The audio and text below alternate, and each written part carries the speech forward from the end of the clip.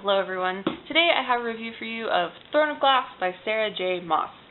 So this book is a high fantasy, probably I would say, series, not trilogy, not duology, series, everybody. Get excited! That centers around, I'm going to say her name totally wrong, Selena Sarodethian, I want to say, who is a master assassin, and at the start of the novel she is plucked out of a work prison by the Crown Prince to participate in essentially assassin's competition to become the king's champion. So along the way, some of the competitors in the competition start mysteriously being killed, so there's kind of intrigue there. You know, is she going to win the competition, the tests, the challenges, and so that's sort of the plot of the novel. I actually really liked Selena Sarodethian as a character. She's really like sassy and she's fun, and she doesn't take no for an answer, and she doesn't take anybody like seriously in the sense that she's not really like intimidated by anybody. I mean, obviously she gets a little intimidated throughout the book, but just she's a very, very strong protagonist, and she has opinions, and she will tell you them, and she doesn't care that she's saying these things to like the Crown Prince of the kingdom and all that kind of stuff, and it's good. I don't know, that she was just really fun to read, and I liked reading from her perspective, and I liked that she was always a firecracker, for lack of a better word. One of the characters in this book is Captain of the Guard, who must like watch over her and make sure that she's not trying to escape and all that kind of stuff, and his name I think is Chow. I swear I looked these names up. On her website, she has Sarah J. Maas has a whole descriptor of how to say everyone's name. I looked it up before I did this, and I don't remember any of them. Anyway, Captain of the Guard. I liked him a lot as a character. He was probably my favorite character in the novel that wasn't the main girl, obviously. He was really steady, and he was really reasonable, which I liked. A lot of the times in fantasy books you get a lot of like weird off-the-wall characters, and he also was like normal. Like he didn't have super magic powers, or he wasn't like the most amazing swordsman ever, but he was like good at his job, and he was a reasonable dude, and he always was suspicious of Selena, and I sort of liked that, because I feel like a lot of the other characters in the book were sort of like, oh, she's been here like a week and hasn't tried to escape, whatever, and he like almost to the end of the book is still just like, I don't totally trust you, which I think is really reasonable. I don't know. So in this book there's kind of it's not really a spoiler, I'm going to tell you, there's kind of a love triangle between the Crown Prince, Selena, and the guardsman, the Captain of the Guard, Chow, and I'm saying it's not a spoiler because literally on the back of the book it says, 2 men love her, so those are the 2 men.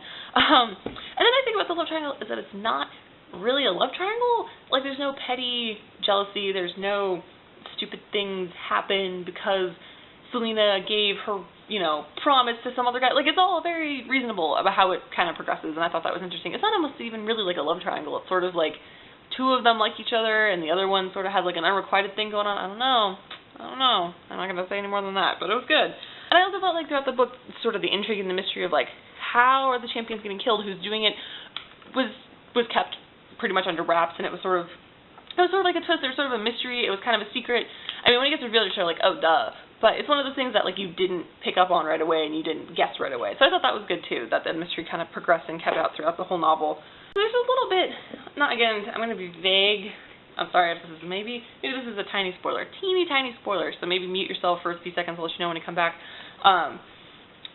There's some supernatural elements in this novel, not like vampires and werewolves supernatural, but just some, I don't know, I just wasn't a fan of that element. If you've read the book, you know probably the parts I'm talking about, the character that I'm talking about. I'm not a fan. I don't know. I just wanted this book to be like a regular fantasy, sort of like swords and arrows and really established magic, which this wasn't.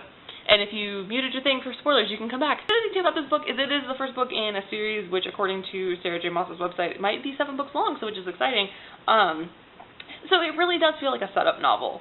Like throughout the whole thing, you kind of, I don't know, there's this, the plot doesn't feel like there's going to be a lot to it. I mean, not that there's a lot to it, you're just sort of like, well, she's probably not gonna die or anything because there's more books coming out, so it sort of takes away some of the suspense, I guess I would say, of that. Plus there's like 23 characters in the book. It almost seems like the contest, which is what the whole book is like allegedly about, it becomes very, very, very secondary. Frick, it almost becomes tertiary at that point. And there's like 22 competitors, and you really only know like 6 of them, and then really only like 4 of them have names, and I don't know, I kind of just felt like a setup novel in that respect. The romance doesn't really get resolved, which is probably for the best, but it didn't get resolved, and I don't know. That's sort of vaguely concerning, because you don't want that to linger forever. And then there's also some of the characters are just straight up shady, and you don't really know why they're shady, and they just are, and you're hoping that you get more explanation, but you don't get a lot of it up front. And that can just kind of be frustrating as a reader when you want a lot of answers. And I really just straight up wanted more backstory about Celiana, whatever, however you say her name, you know, she's this badass assassin. She's like the scariest person in the entire land, and you don't really know why. Everyone's just sort of is afraid of her, and she's just the best one in the realm, and you sort of want, well, how did that happen? How did you train? And maybe you'll get more of that throughout the novel.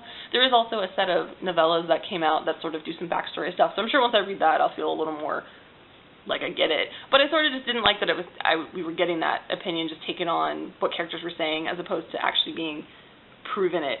So you sort of have to take it for granted, which I kind of didn't like. And that's the thing that sort of annoyed me, and I don't know if this was intentional on part of the publisher or if it was just sort of a happy accident, but the character on the front, who is the main girl, as you can see, looks a lot like the author, right?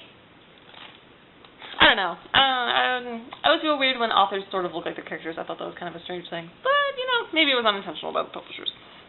So I gave Throne of Glass I think a 3 out of 5.